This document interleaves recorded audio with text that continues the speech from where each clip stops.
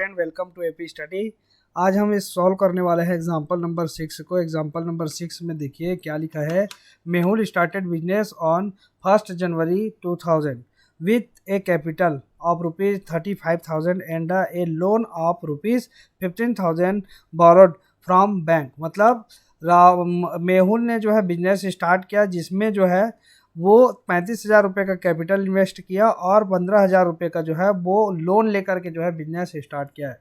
तो 15,000 रुपये बैंक से लोन लिया है और 35,000 रुपये जो है ये कैपिटल जो है उसके पास कैश के रूप में था, उसको इन्वेस्ट किया। ठीक है, और उसके बाद हम देखते हैं यहाँ पे कि 31 दिसंबर 2000 his assisted assets where ₹75,000 find out his capital as on 31st December 2000 and also find out profit made or loss incurred during the year 2000।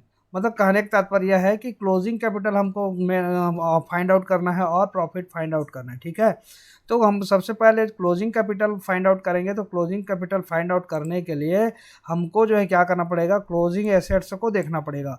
Closing assets minus closing liabilities, ये जो है ये फार्मूला कहाँ पर से आपको मिलेगा, कहाँ पर इसको देखने को मिलेगा आपको। तो सबसे पहले वाले वीडियो में आपको मैं बताया था कि ये फार्मूला जो है इसी में है। यहाँ पर देखिए फार्मूला को मैं आपको बता दे रहा हूँ एक बार फिर से। यहाँ पर एसेट्स इक्वल टू, यहाँ पे लिखा हुआ है देखिए, assets equal to capital plus liabilities. ये एसेट्स का फार्मूला है। ठीक है, फिर उसके बाद लायबिलिटीज़ अगर हमको चाहिए तो हम एसेट्स में से क्या करते हैं, माइनस कर देते हैं कैपिटल को, तो हमको लायबिलिटीज़ मिल जाएगा। उसी प्रकार अगर कैपिटल चाहिए तो हम क्या करेंगे, एसेट्स में से लायबिलिटीज़ को माइनस कर देंगे। अब इसमें बात ये होती है कि अब क्लोजिंग स्टॉक हो चाहे ओपनिंग स्टॉक हो, आपको ओपनिंग स्टॉक रखना है तो फिर भी फार्मूला सेम रहेगा, क्लोजिंग स्टॉक है तो भी फार्मूला सेम रहेगा। इसी भी दोनों को ध्यान में रखते हुए हमको चलना है। तो यहाँ पर भी हमने वही किया, कैपिटल यहाँ पे जैसे हमने बताया था कि कैपिटल निकालना है तो एसेट्स माइनस लायबिलिटीज़, तो उसको हमने यहाँ पर भी वही किया, कैपिटल एसेट्स माइनस लायबिलिटीज़। सामने में बस ये लिखना है कि अपने को क्लोजिंग लिखना है। ठीक है, तो क्लोजिंग स्टॉक को देखना है क्योंकि क्लोजिंग कैपिटल हमको फाइंड आउट करने के लिए बोला है। ठीक है, तो हम यहाँ पर क्या करेंगे, देखिए यहाँ पर से हम देखेंगे क्लोजिंग कैपिटल कितना है हमारे पास, एसेट्स कितना है। तो एसेट्स है 75,000 का, कितना है 75,000 का। और हमारे पास लायबिलिटीज़ में देखेंगे तो लायबिलिटीज़ में एक ही लायबिलिटीज़ है जो कि बैंक से हमने जो लोन ले करके रखा है वही जो है हमारे पास एक लायबिलिटीज़ है।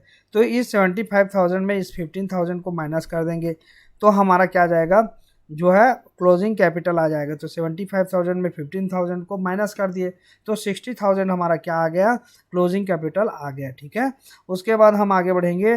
प्रॉफिट को देखना है हमको कि प्रॉफिट कैसे हुआ। तो प्रॉफिट के लिए जो फार्मूला है वो है closing capital.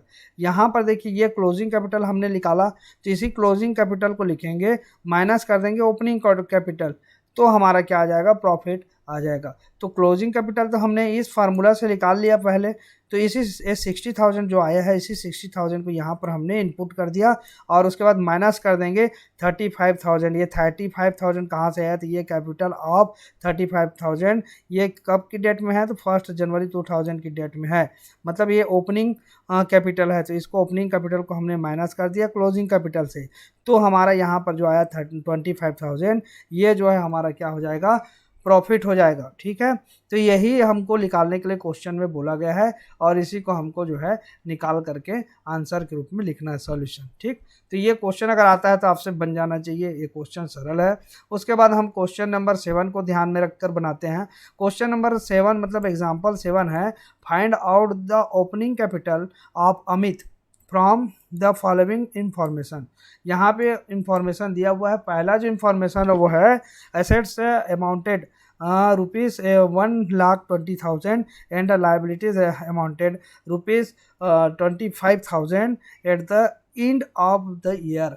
End of the year का मतलब है कि वर्ष के अंत में, एंड ऑफ द ईयर मतलब लास्ट में, वर्ष के अंत में, ईयर के लास्ट में जो अमाउंट हमारे पास है वो है 1,20,000 क्या है, एसेट्स के रूप में, और लायबिलिटीज़ के रूप में हमारे पास जो अमाउंट है वो है 25,000 है। क्लियर हो गया होगा, इसको आपको ध्यान में रखना है। फिर उसके बाद दूसरा है, during the year Amit invested rupees 30,000 in the from form of additional capital, and he withdraw rupees 12,000 from business for personal use.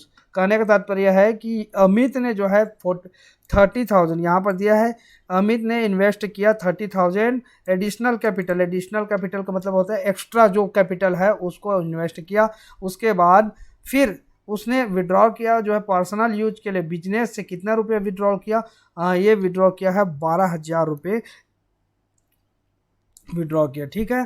Third में लिखा हुआ है कि during the year his business earn A profit of rupees 15,000, मतलब 15,000 रुपये का जो है उस वर्ष जो है क्या हुआ, उसको प्रॉफिट हुआ। ठीक है।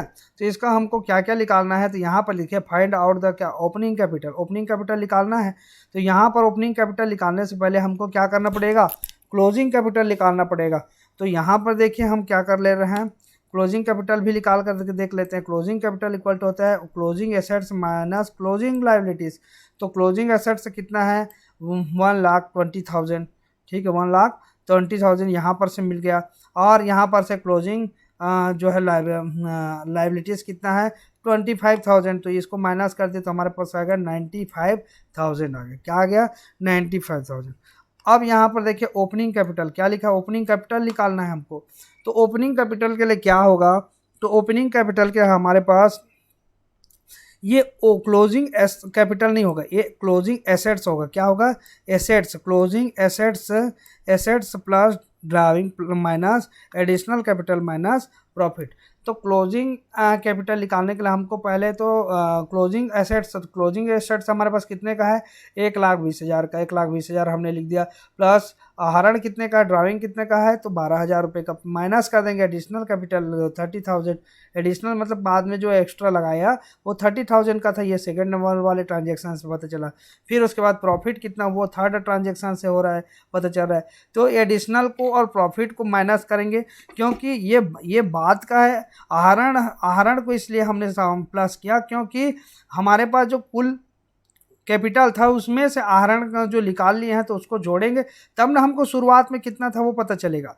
ठीक है, तो हम इसमें कैपिटल में इसको जोड़ देंगे, क्लोजिंग एसेट्स में हम इसको क्या कर देंगे, जोड़ेंगे। ठीक है, इसको क्लोजिंग कैपिटल लिखा है, बाकी इसको आप ऐसे भी लिख सकते हैं। ठीक है, तो ये हो गया। तो ये सबको हमने जोड़ करके और माइनस करके देखा तो ये कितना आ रहा है 87,000।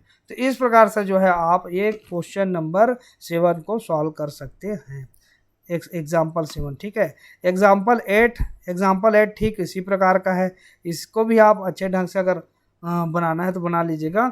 लेकिन इस प्रकार का क्वेश्चन बहुत कम क्वेश्चन जो है परीक्षा में पूछे जाते हैं। आपको फाइनल जब एग्ज़ाम होगा तो उस समय जो है इस प्रकार के क्वेश्चन उतना आते नहीं हैं। आपको अगर क्वेश्चन आएगा तो समीकरण से रिलेटेड क्या बोलते हैं अकाउंटिंग इक्वेशन से रिलेटेड जो है क्वेश्चन आपको देखने को क्वेश्चन मिलेंगे। ठीक है, तो इसको इतना भी ज़्यादा आपको जानने की ज़रूरत नहीं। हाँ, लेकिन कुछ बेसिक जो पॉइंट है उसको जानना आपको जरूरी है। जैसे ये दोनों क्वेश्चन जो है अगर एग्ज़ाम की दृष्टि से देखा जाए तो इम्पोर्टेंट है, इसलिए मैंने आपको यहाँ पर डिस्कस कर दिया। नेक्स्ट वीडियो में हम जो है इसके आगे के डेबिट रूल और क्रेडिट रूल क्या होता है रूल्स के बारे में हम पढ़ेंगे कि कैसे जो है हम आगे चल करके जनरल एंट्री करेंगे और उसमें डेबिट रूल और क्रेडिट रूल क्या क्या होता है इसके बारे में हम पढ़ेंगे। तो आज के वीडियो में बस इतना ही। नेक्स्ट वीडियो में हम मिलेंगे इसके आगे के जो एक्सरसाइज के क्वेश्चन है उसको लेकर के। तो आज के लिए बस इतना। वीडियो को देखने के लिए आप सभी का बहुत बहुत धन्यवाद।